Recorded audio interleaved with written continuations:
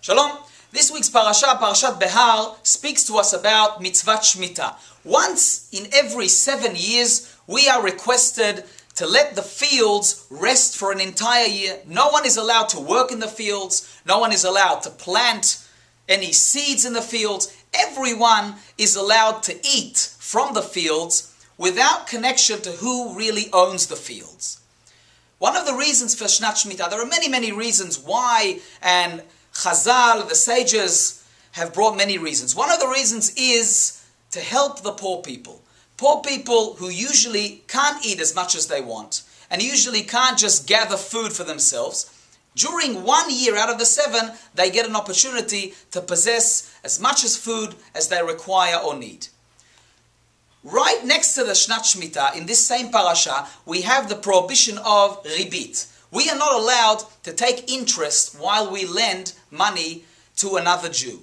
Let's say a simple example, I lend $50 for someone, in return I expect 60. I am not allowed to do that.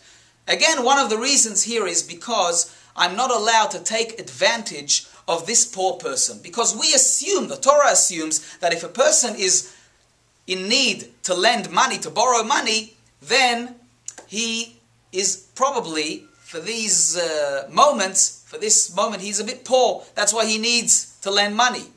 Therefore, I'm not allowed to take interest and take advantage of the fact that right now he is poor.